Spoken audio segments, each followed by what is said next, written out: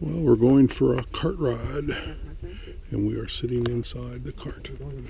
This is our horse. Benny's the horse. That overview. Maybe if you sit on that side, and you'll face the lake. Oh, right? oh great. Okay.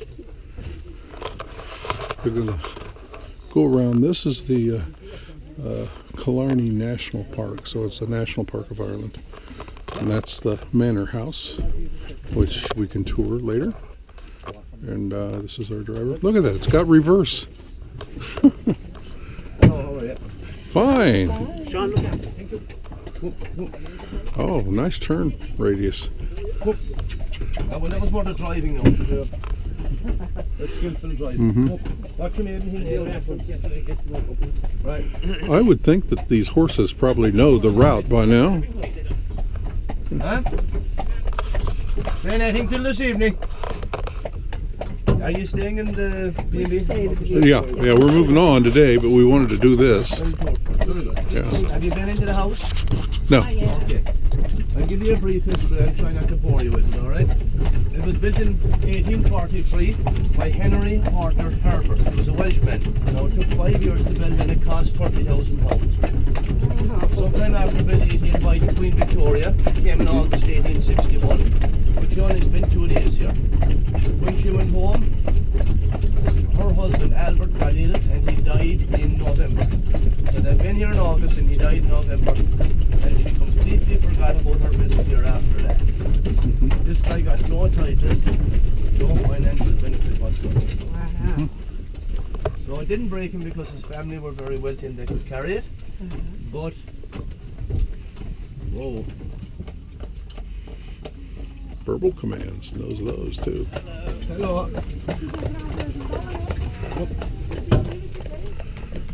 But because he had lost a lot of money, he tried to make his money back in the following years. He made some kind of stupid investments, to be honest with you.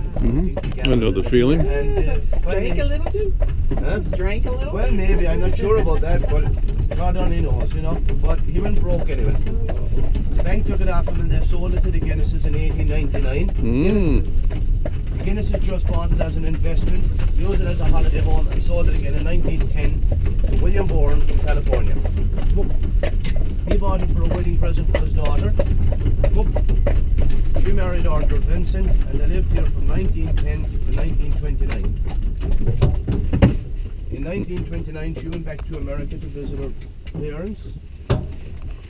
She got pneumonia on the ship on the way and she died. Oh, wow. She left it to her husband. They put it up for, well, you see, her parents had bought it. And I guess, what would I say? They must have had a huge say in what was done with it after. Even though it was her husband who owned it, I presume there was a big collaboration, whatever you want to call it. So, come up with. Oh, this is a lake.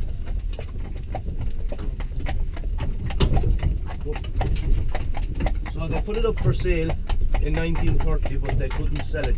They wouldn't sell it unless it was all kept together. It wasn't to be changed. There's no one could afford to do that after that was in the Depression, you know, 29. So they handed the whole lot over to the Irish nation in 1932 completely free of charge, on the condition that the Irish government had to maintain it. So, thank God the Irish government agreed to it anyway. And it's an important part of our tourist industry now, the national park. There was another estate in Killarney called Lord Kinmare's estate. That was a 15,000 acre estate, and that was also handed over to the Irish nation. So, it was adjoining this estate. So the two estates now are joined together, and the whole lot is 26,000 acres in the whole. It's very important for the local. Like Killarney is a tourist town, and it's a tourist town because of the national park. That's great. It's good to see the government make good decisions. Yeah, well, probably one of the only ones they've ever made. Yeah. I'm kind of surprised they accepted it as a gift, that they didn't tell them they didn't want it or something. I can't believe that they don't charge just to get into the park. They can charge to get in there because when it was handed over, this is the rules that were on it. It was handed over to the Irish nation for the people of Ireland to enjoy it. So therefore, it actually belongs to everybody. So how can they charge you to get in there up there? Well, I'm 85% Irish, even though I'm an American. But Yep. We took the Guinness tour yesterday. Did you in Dublin? Yeah. That's interesting. That was really well, she discovered she likes Guinness. good.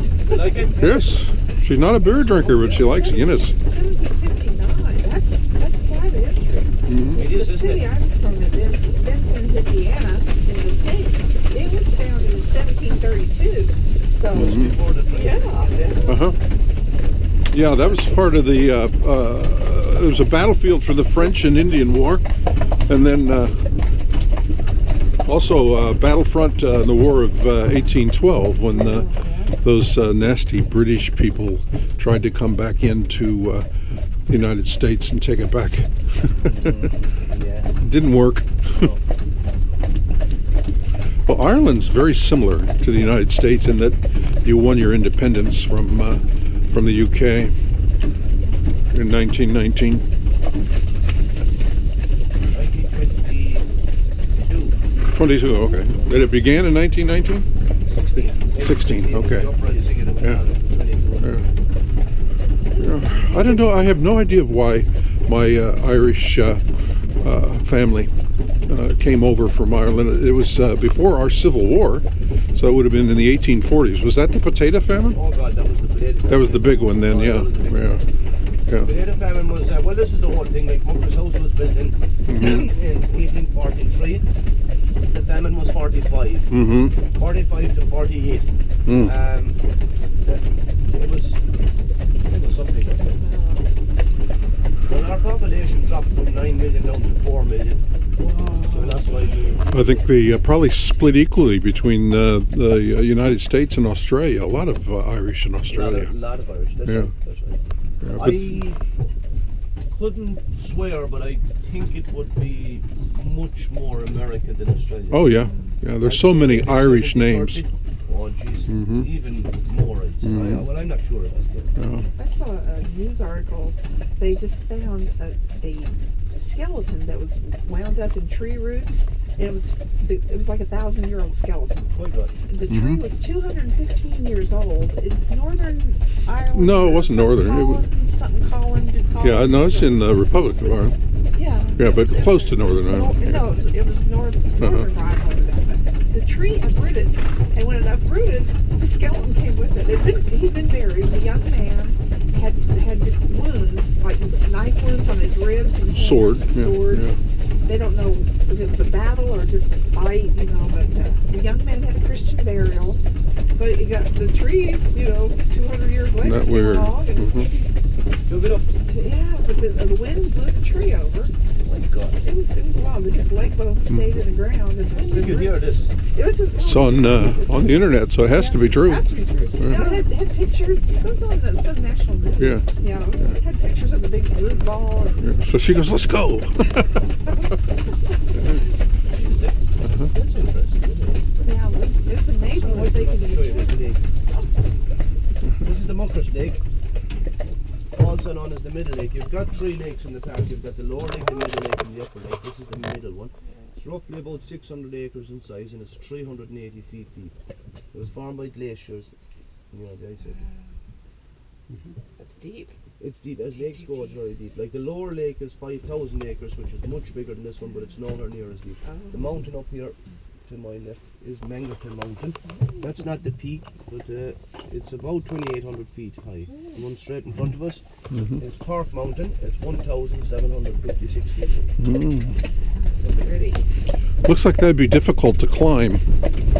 It would be from this side, but the path it goes from around the back of the mountain, the valley, Yes. around the back and up the back of it, and it's very easy. Like you say, it's more for mountain climbing, isn't it? But they don't even do that. We asked Maureen at the bed and breakfast if there was any snow skiing here. No. No, you get snow on the mountain tops, it comes, not above it. There's too much vegetation Yeah. area. Green.